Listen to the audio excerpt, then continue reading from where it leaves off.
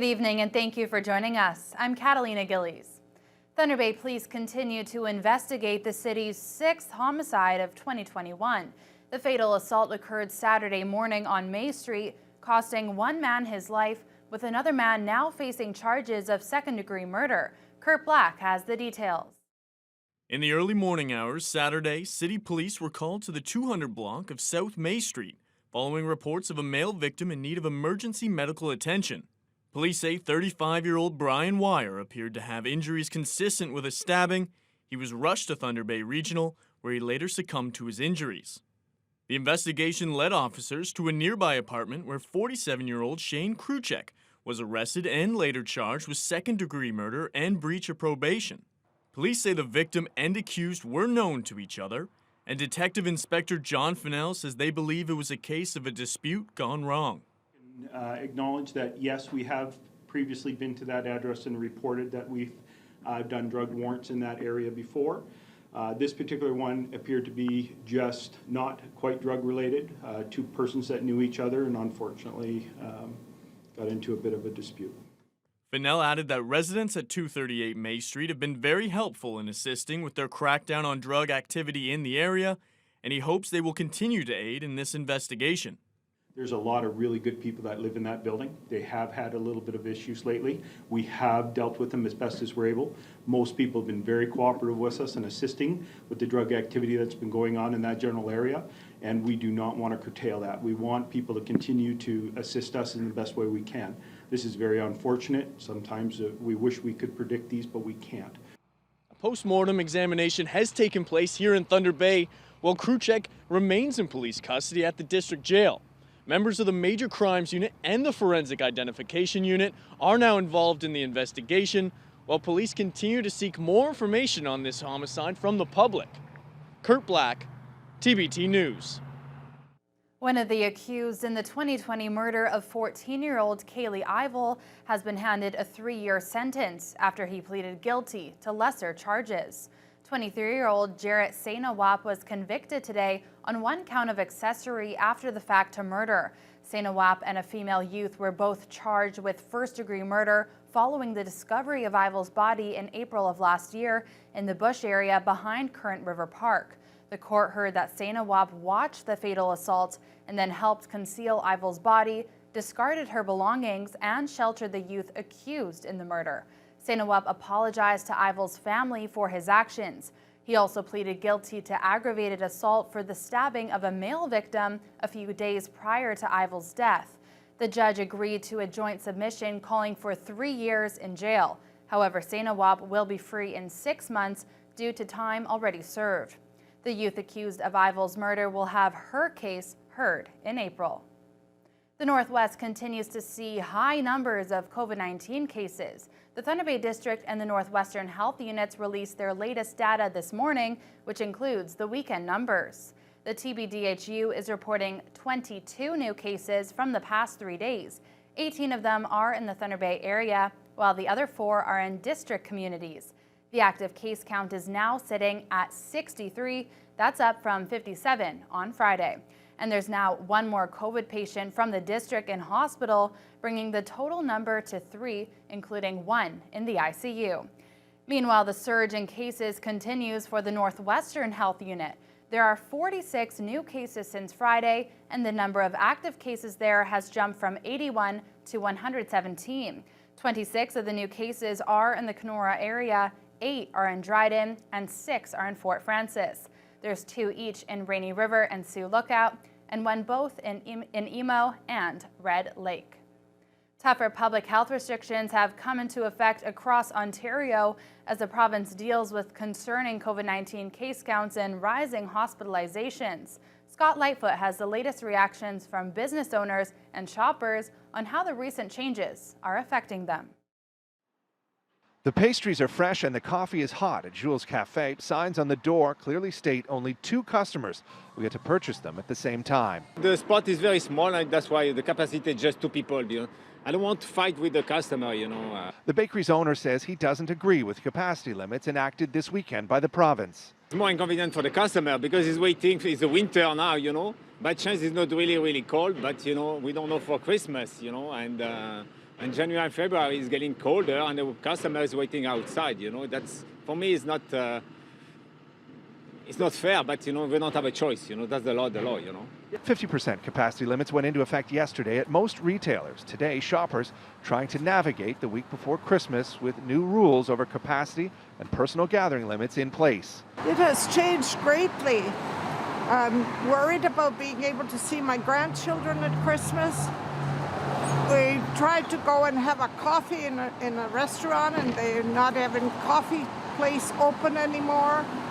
It's very distressing and upsetting and worrisome. It is changing, unfortunately. Christmas Eve has changed dramatically. We're cutting back to half the people. Mainly because we're just getting together with my parents and my younger sister. We're a small group. For many businesses, this would be a peak sales season. Instead, it's now another difficult part of a very difficult year. We're going to add new restrictions, particularly into a make or break time of the year for many restaurants, bars, halls, retailers, namely the Christmas and New Year's period. Then at the exact same time, you have to be putting in new support measures to help these incredibly hard-hit businesses. Starting today, people across Ontario who are 18 and older are now eligible to schedule an appointment for their COVID vaccine booster shot. With COVID numbers increasing in the Thunder Bay area, thousands of residents have been coming to the CLE Coliseum each week to get their vaccine doses and increase their immunity to the virus. The provincial booking website was very busy across the province today, with some waiting weeks for an appointment. Despite those issues, the local residents we spoke to today are encouraging everyone to get the booster dose. I'm very happy to see all the people out getting the booster. I think everybody should have one. I think everybody should have them that can, and so we can get rid of what's going on right now. The more people that can vaccinate themselves, the less risk of serious illness we have. So yeah, it's very important to me. I think it's good to stop the spread here of COVID, especially with the Omicron virus. It's kind of spreading across the province and Canada and pretty much the world, right? So I think it's a good thing for people to come in and get their booster shot. Just 3 weeks after Canada relaxed its border policy, the stricter measures are being put back in place. And the owners of Ryden's border store are worried it will grind their business to a halt. Expensive PCR tests will once again be necessary to return to Canada as of midnight tonight. Business was slow to pick up once Canadians were allowed to cross over without the mandatory testing at the end of November. That came as a surprise to Ryden's officials and Canadian border guards alike, who both increased staff assuming there would be lineups of travelers. Ryden's co-owner Lori Boomer says customer levels have been steady since then, and they don't have packages stacked to the ceiling anymore. But with Canadians needing to spend as much as $200 on a PCR test, even for short cross-border travel, she says they're expecting a tough season. December, because December carries us through January, February, March, which are extremely slow. So usually December kind of carries us through. So it'll be a little tough come this winter, that's for sure. We haven't had any of the business. The changes come into effect just as Christmas parcels are arriving. Boomer expects the presents to pile up at their store rather than making it to their intended destinations in time for the big day. Thunder Bay City Council will host their last public meeting of the year tonight.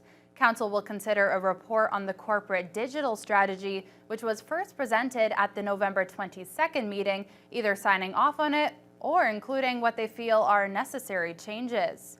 Later in the night, Council will discuss a strategy to reduce homelessness and poverty locally.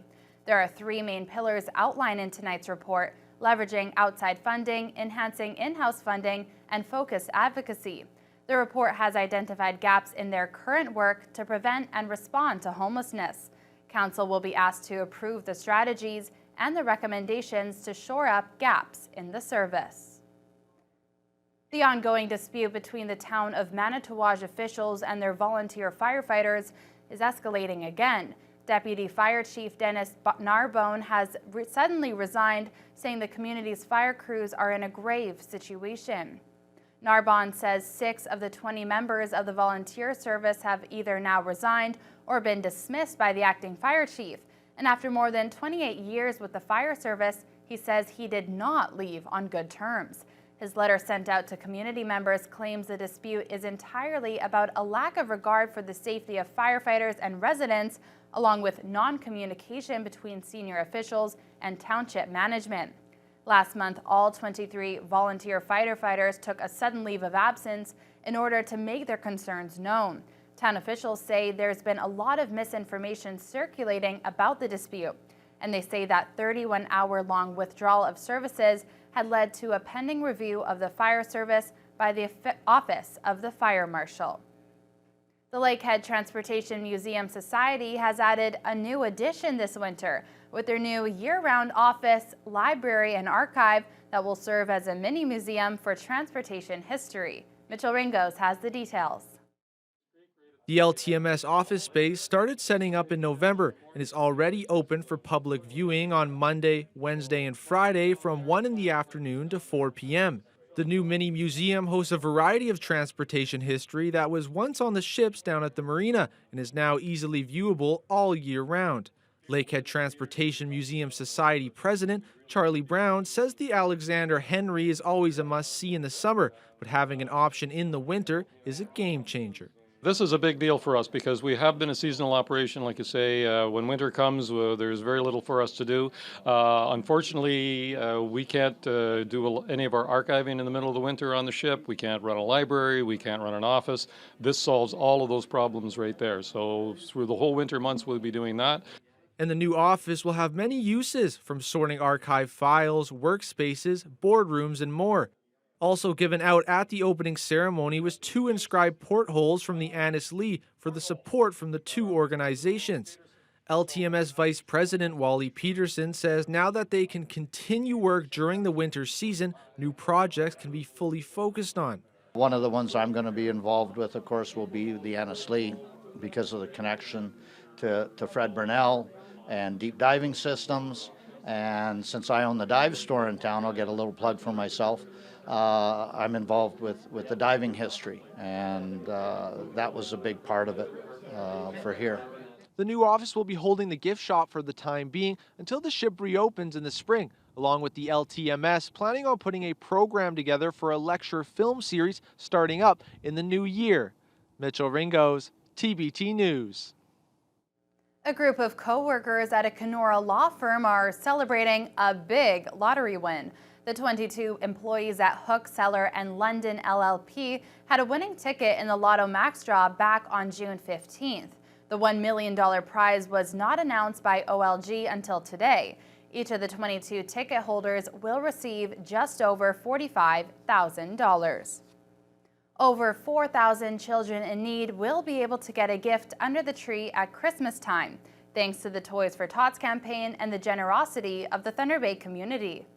Members of the Thunder Bay Professional Firefighters Association were at Intercity Shopping Center today to present a check for $162,199 to the Christmas Cheer Fund on behalf of the annual Toys for Tots campaign. This year's fundraising total is the highest amount they have collected over the past 5 years. Toys for Tots Chair Paul Penna spoke about the importance of this campaign and how much it means to the children. This is just so important to children. I mean, it's important to families. It's probably important to most people. And just the thought of any child really going through Christmas without some kind of significant gift under the tree is really not that nice. And so for us to have a chance to make a difference in 4,000 children's lives, it feels really good. It makes it all worthwhile. Toys for Tots is a volunteer-led charity that has been operating in Thunder Bay for over 70 years.